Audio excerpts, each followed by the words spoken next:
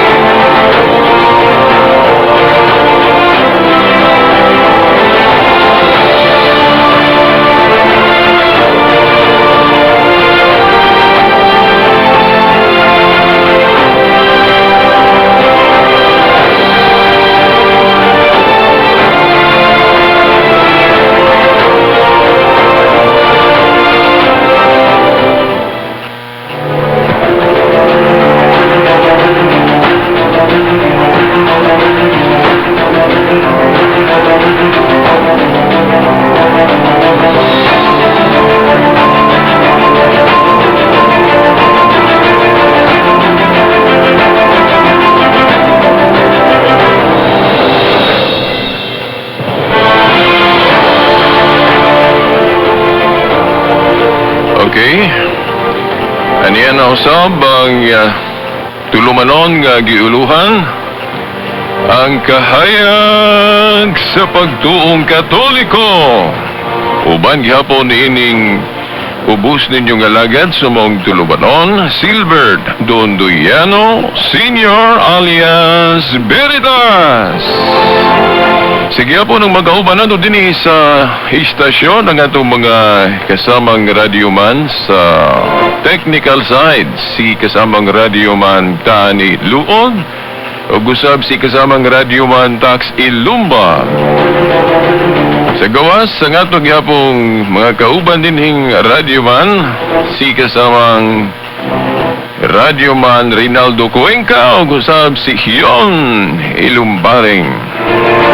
Pasiunang batimbaya sa gihapon sa atong station manager, ang atong amahan din sa estasyon, si kasamang radyoman Edgar Dagumo o bana sa iyang mga kaubang mga radyoman.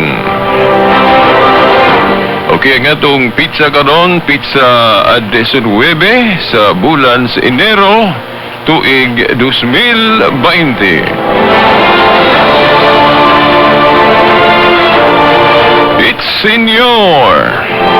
Kinamantas mga adlaw, bulan diin atong gihandom ang balaan nga bata kon Santo Niño, Senior Santo Niño. Kagahapon dito ta sa nakalabay ta sa just relocation sa Upper Tikayas. Naglisod ta og agi. Dugay ta nagalusot kay grabe man day ka ng magpista diha, no? Senior Santo Niño. Ang atong mga igsong diboto diha, believe kay ko sa ilang kanabang kaasgot, ilang diwa, ang ilang gugma sa maong kapistahan, no? Paghandom sa pagkabata, no? Sa atong manunubos.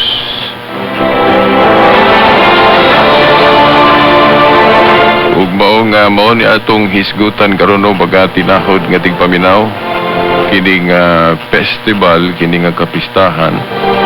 Inoon sa ubang dapit wala ko'y knowledge o wala ko'y kahibalo kung saulog po sila pareha sa ato diri sa Pilipinas, no? Depende man gud po na sa kanang usa ka lugar, no? Kay kining kapistahan gud nato nga mga ceremonial observances, no? Dili man gyud ni siya ingon nga obligado gyud ta mohimo ani, no? Dili ni siya obligado kay debosyon ra man ni nato, no? Dili man gyud ni ingon nga gisugo gyud ta ani nga ato gyud ning buhaton. Debosyon ni siya nga kasaulugan ug unsa man ang terminology paani, no, nga gihatag gyud sa atong simbahan. Diya ra ta, no? Di ta mo labaw.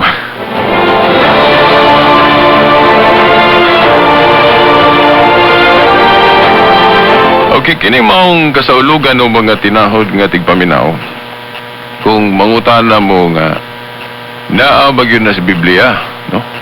Litra por litra. Na ako mo ingon wala. Kay unang punto, dili man gyud pod babasa sa Biblia nga atong sa ulugo ng kapistahan nga Senior Santo Niño. Huwag iti mabasa na sa Biblia. Wala po noon tayo mabasa nga gidid anta kumo dili na mabasa sa Biblia ang pagsugo, ang pagkumana na. Dili manggod po tanang buhat nato kinahanglang yung suguon ta, litra por litra diya sa Biblia, no? Okay. Doon ay uban nato mga igsuon nga himuon nilang argumento ng Veritas. Uy, mga apostoli sa una mga Kristohanon. Dili man mabasa sa Biblia kanang inyong gibuhat. Matag iniro nga magsaulog og kanang sinulog. Di man na mabasa sa Biblia. Ako moingon pod kay ngano nag-ingon di ang Katoliko nga mabasa na. Okay, wa man mag-ingon ang Katoliko nga mabasa na litra por litra, no? Kana nga kasaulugan gitawag nato na o kasaulugang diri na sa mga panahon nga galambo ang simbahan, no? Ga-develop galambo, no? Wala man siguro'y pundok, wa man siguro'y relihiyon diri sa kalibutan nga wala galambo. Kung kumuingon kay tag wala galambo, but pasabot og unsa to pagsugod maora gihapon karon, way pag-irog ba? Ura ba og kanang bata. Bata ko no gikan sa gamay pa, maora gihapon pag-abot sa mga nanglabayng panahon, dili man na. Di naman noon po kakatuhuan, ana, no? Nga, niadtong pananglit 1970, dayon karon unsa naman, 2020, makaingon magkag maura gyud na. Wa na gyud na pag-uswag, wa na gyud na kalambuan. Na supak na po na sa siyensya, no? Nasupak na po na sa mayong panghisip, no? Ingon si St. Thomas, ingon siya nga, faith is not opposed to reason. Ang pagtuo dili kasupak sa rason. Di ba? Ako bitaw, tao ko 1970. Gianak ko sa akong mahal nga inahan. Pagkahimugso nako, kung sa may inyong makita na ko, siyempre, puya pa, infant. Okay. Dayon, magpermanente ba na siyang ingon ana pag-abot sa mga manglabay nga tuig, mga panahon, dili oy mudako po ko. Ang akong gitason, muirog, mutaas ko. Hangtod og asarat taman ang akong height, no. Dayon ang ako pong itsura, maorag yun ko, no. Ako, gihinganlan ko og silbert, akong dagway, pero dili gyud na exactly nga parehas gyud nimo tan-awon sa akong pagkabata, pagkapuya, pagka-infant o sa dihang nadako nako pananglit karon, no? Ingon sila nga ako kuno niadto ang akong naong sa bata pa ko hamis kay sa nga tanan puti. Oh, pero pagkadako na nako diyan ng mga high school, sugod-sugod na pagtubo akong kanang gitawag nilang bugas, bugas-bugas ano, pimples. Oh. Nakaron dili man ta makaingon nga, oy, si Silbert dili na si Silbert. Oh, sa dihang niabot na anang idara o na anang tuiga kay katong Silbert sa bata pa hamis magnaong. Wa may pimples, wa may bugas-bugas. So dili na si Silbert. Okay, bugas-bugas naman na. Nagbuho-buho naman ang naong. Uwat sa bugas-bugas. No, mahimo bang yun na naon na ito pag huna-huna? Dili, oy. So pag irogs panahon, mga katuigan, labayng katuigan, dili yun na mahitsura o maog yun sa pagsugod kay na may mga changes. Niya ang Biblia po, kung maghisgot tag relihiyon sa Biblia, ang relihiyon sa Biblia actually usara gyud kay usara may Dios, di ba? Pero ang kapanahonan dili man nagsama ang dagway sa relihiyon, dili gyud nato na mariha sa pagsugod gyud ug sa pag-abot na mga panahon diin gisugdan na kanang gitawag na tug bag-ong kasabutan, no, Year of the Lord, dili na ni Jesus Christ, di na maparehas. Sa Jeremias kapitulo 31 bersikulo 31 ug 32. Di man ha? Jeremias 31 tudling 31 ug 32. Gihulagway diha, gisulti diha, gipahayag diha nga ang Dios sa langit maghimo og bag-ong kasabutan nga lahi. Lahi kuno salaan. Suto pa dili parehas. O maghimo og bag-ong kasabutan nga lahi sa daan. So therefore, doon na yun na yung mga kausaban. Okay, kay bag-o man, di ba? Di ba? Makita man nato sa pagsugod-sugod yung sa bag-ong kasabutan kung sa may gipang-usap sa Ginoo, di ba? Hinay-hinay niya pag-usap. Ni adto ka na makalapas lang o adlaw igpapahulay. Oh? Aun sa may silot nimo, batuon ka hangtod mamatay. Di ba? Physical yun nga death penalty insigida. Di ba? Naaman na sa Biblia mabasa. Nya, usa ka kamananapaw. O, mao gyapon death penalty. Diretso, no? Batuon ka hangtod mamatay mo matunaabtan ni Kristo. Di ba? Diri na sa gospel mabasa man gani, di ba?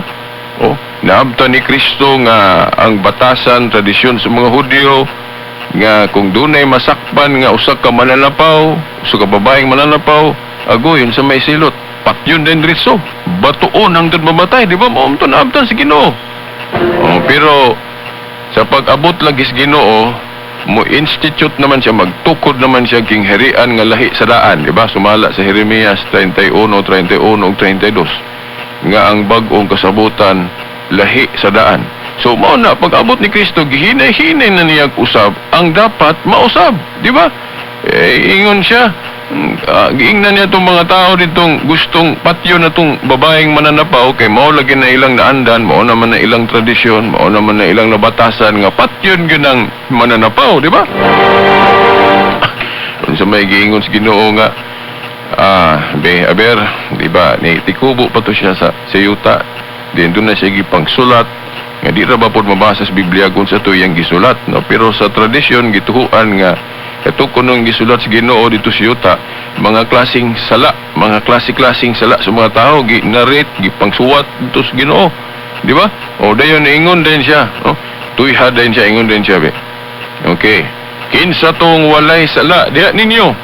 Kinsa tong wala makalapas, wa makahimo og sala, magamay madako, ako lang giparaphrase ha. Kinsa tong walay sala, mao ang muunag bato anang babayhana aron mamatay. Kay mo magkana atong batasan, mo magkana atong balaod. Ug but na hunaon, dili man sila qualified kay sila tanan makasasala man. Ang qualified gyud sumala sa istorya sa Ginoo siya. Ang Ginoong Hesukristo maoy angay mupatay atong mananapaw nga babae ngano man kay siya ra may walay sala dito, di ba? Di ba unsay giingon sa Ginoo akong usbon? Kiinsa tong walay sala diha ninyo maoy muunag bato aron mamatay kanang babayhana kay mao maghana atong balaod. nga patyo ng makalabas. So ka mananabaw. Oh, di ba? Oh, unsa man, nangaulaw sila. Wala sila mo bato. Ning hinahinay sila, gook out. Oh, biyaan las Kristo dito. Katong babaeng manapo. Wag mi bato, bisag usa ka buok. Kay nangaulaw. Oh, kay ang angayan ko no mo silot, ang angayan ko no mo patay, mo bato atong babae, kadto namang way nahimong sala unya kay ilamang gibati nga nakasala po dahil sila, labi na kay gipanuwat, no? Sumala sa tradisyon, gipanuwat man ni Kristo ditong klase-klaseng sala, no? Sa mga tao, siguro, una-una dito, alam mo na akong sala, oh. Nabasahan nila. So, naulaw sila, wag bisang usah mi bato. O, di ba? O, kung ibasig yun nato sa sugilon sa Ginoo, siya mo'y angay mo patay. Sumala siyang giingon, kay ang wala may sala, mo'y mo patay. Di ba? Niya gani si Kristo nga gasulti ana wa gali mo himo. O di ba? Ingin na niya tong babae kinsa may ni bato nimo. Ako lang gi-paraphrase ha. Wala. Nag-walk out sila nyor. No, ako lang gi-paraphrase no para to make it colorful ang atong explanation. So, mao na ang Ginoo ningon pod ako dili pug ko mo bato nimo. Dili pug ko mo patay nimo. No? But nahon-nahon sa kana bang pag una bang tawhanon nga oy si Kristo wa man mutuman siyang sulti. Wa man mutuman siyang sulti. Kay ang way sala mo may mo patay, mo may mo bato.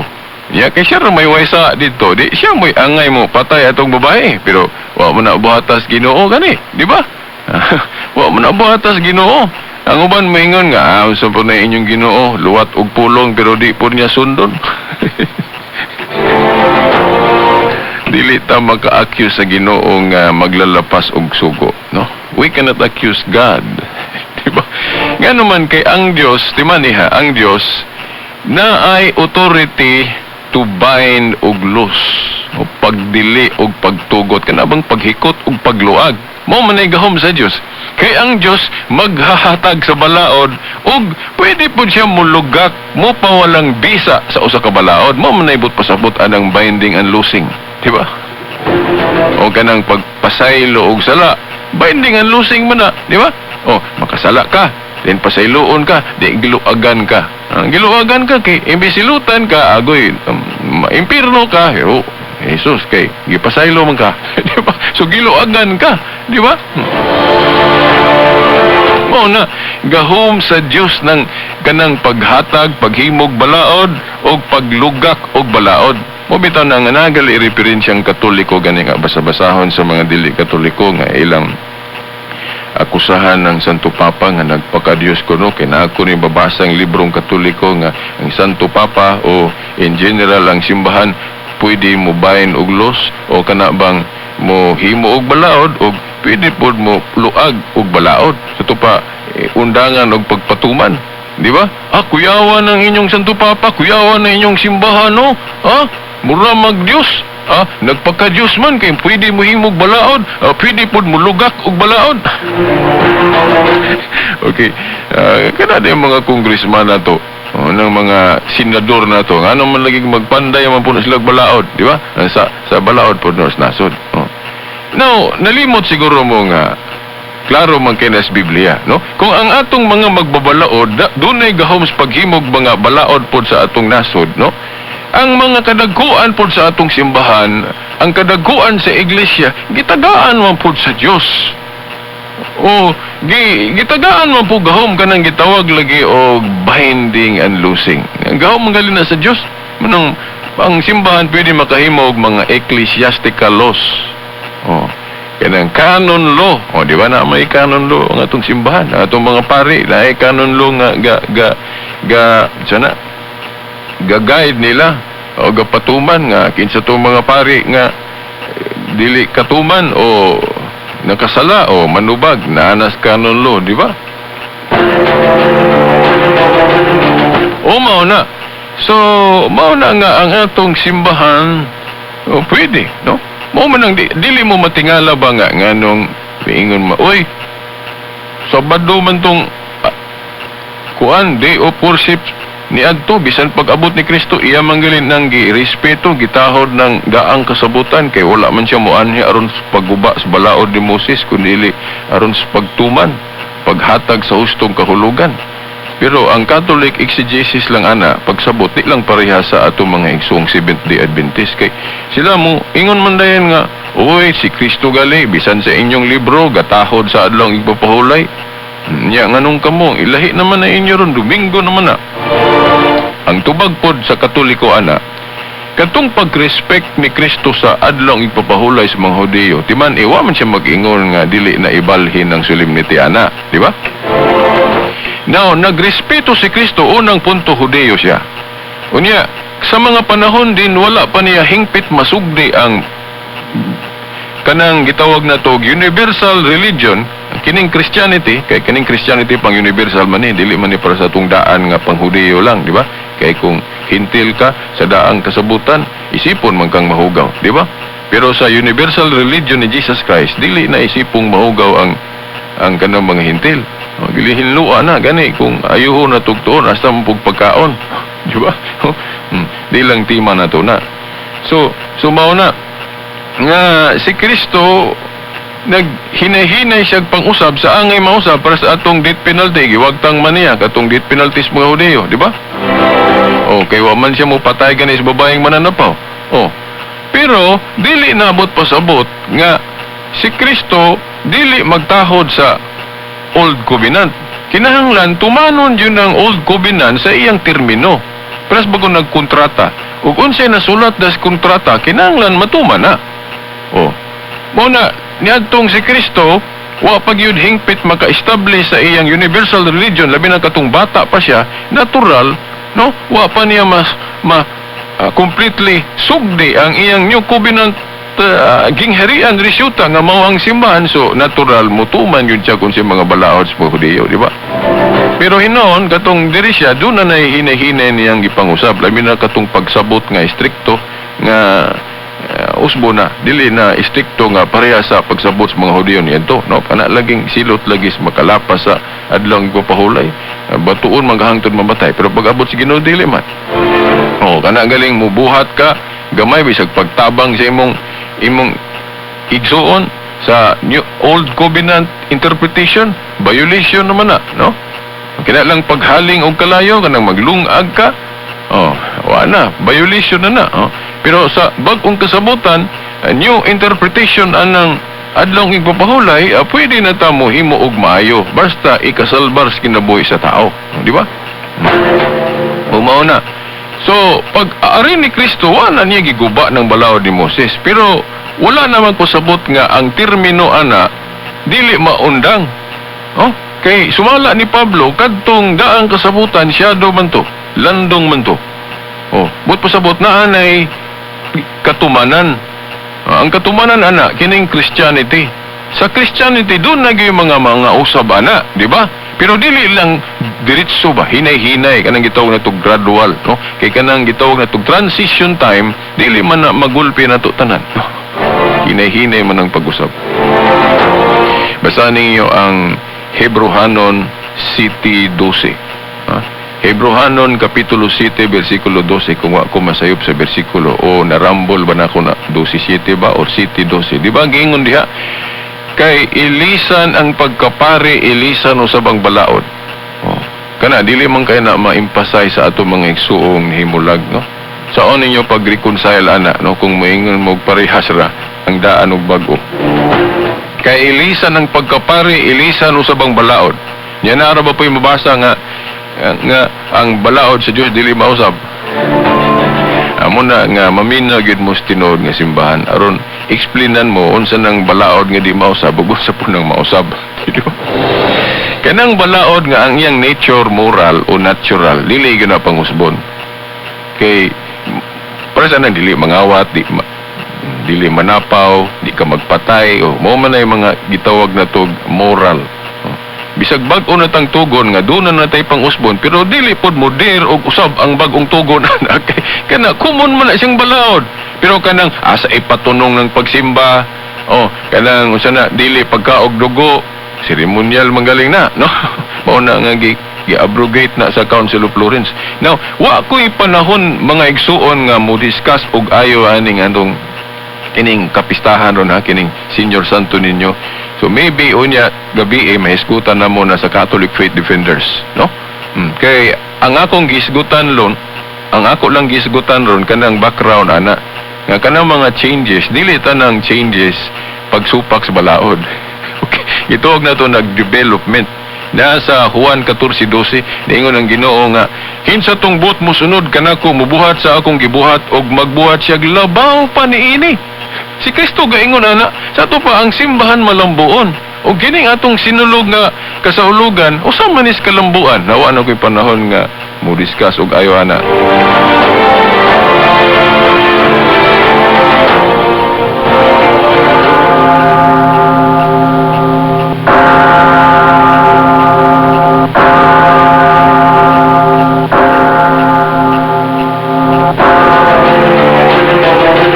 Naman tayo igong panahon, pasensya no, nga piki yun atong panahon. Okay, sa ngalan na lang sa atong mahal nga inahan, Mother Mary, baga kadagkuhan sa atong simbahan, sa atong dalahurong obispo o mga kaparian, hangtod sunod Domingo pohon sa mga oras ug istasyon. Sa ngalan sa Amahan, sa Anak, sa Espiritu Santo. Amen.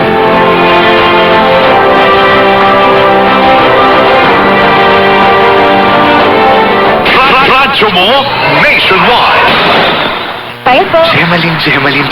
Hapon na fresh gihapon ka. Agoy! Baho ka sa anit. Baho nga anit. Pag new Head and Shoulders na, kada adlaw. Aron matigdoon, presko nga anit. Gemaline, presko nakagumot maskik sa hapon. Basta tuol. New Head and Shoulders for 100% dander-free hair. No visible flakes with regular use. Hi, this is Sarah Geronimo for MX3. Isa sa pinakamagandang sinunod ko sa magulang ko ang pag-inom ng MX3. 2 years nang umiinom si Daddy ng MX3 capsule. Nakakabilib kasi may clinical trial, tested, and proven. Ako, hiyang sa MX3 Plus and MX3 Tea. Like father, like daughter. Mag-MX3 araw-araw. Tunay, natural, at original. Mahalagang paalala, ang MX3 capsule ay hindi gamot at hindi dapat gamiting panggamot sa anumang uri ng sakit. Noong ay love na love kita sa aking dishwashing. Ayun pala, kadiri ka! Sa anibak ay bigay. Ang akala ko pa nga, lahat na kalamansi dishwashing liquid, anibak ang galing. Kaya mag-smart dishwashing liquid na. Mapakalamansi o lemon parehong antibac. May double tanggaling formula. Tanggal galingang sebo, tanggal galingang bakterya. More liquid dishwashing, more smart! Ang tanggaling galing!